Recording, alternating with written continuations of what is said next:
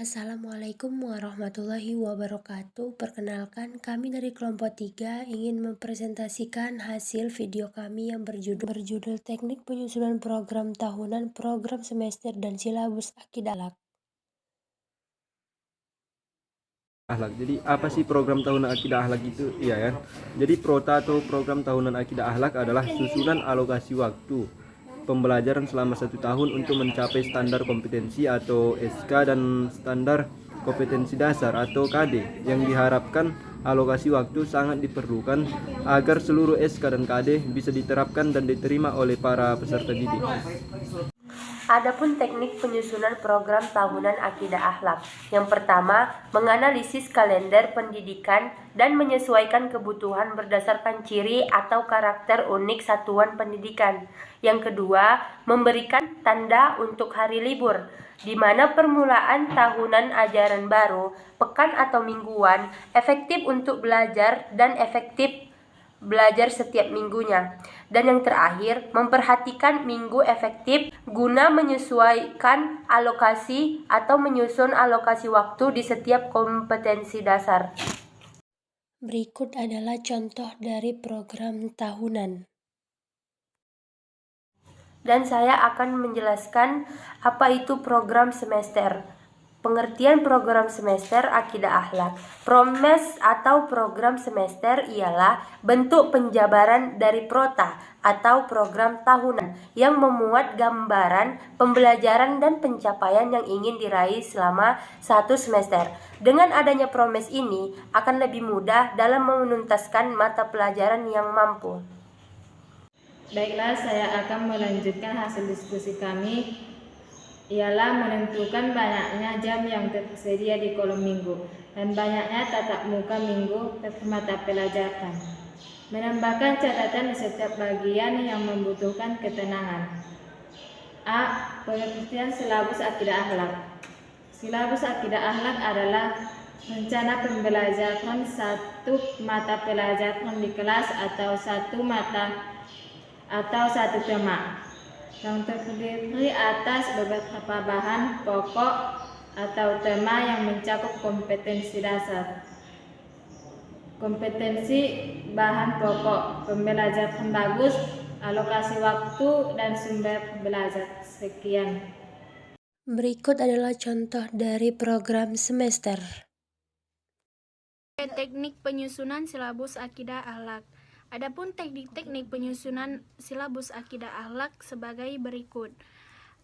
Yang pertama ialah mengisi identitas silabus, yang dimana di dalam mengisi identitas silabus itu ialah terdiri dari nama sekolah, kelas ataupun semester, mata pelajaran, dan standar kompetensi. Identitas silabus ditulis di atas matriks ataupun silabus. 2. Menuliskan standar kompetensi.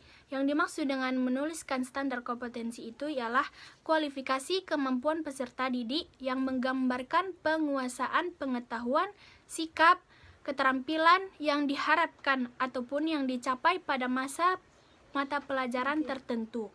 Menuliskan kompetensi dasar. Yang dimaksud dengan menuliskan kompetensi dasar itu ialah merupakan sejumlah kemampuan minimal yang harus dimiliki oleh peserta didik dalam rangka menguasai SK ataupun mata pelajaran tertentu. Kompetensi dasar yang dipilih dari yang tercantum di dalam standar isi. 4. Mengidentifikasi materi pembelajaran. Dalam mengidentifikasi materi pembelajaran pokok harus dipertimbangkan A. Relevansi materi pokok dengan SK dan juga KD. B. Tingkat perkembangan fisik, intelektual, emosional, sosial, dan spiritual peserta didik. C. Kebermanfaatan bagi peserta didik. Panduan pengembangan ukur. Merumuskan indikator yang harus diperhatikan itu ialah indikator dirumuskan dari KD menggunakan kata kerja operasional yang dapat diukur. Indikator dirumuskan dalam kalimat yang simpel ataupun yang mudah dipahami oleh para siswa ataupun siswi. Tidak menggunakan kata yang bermakna ganda.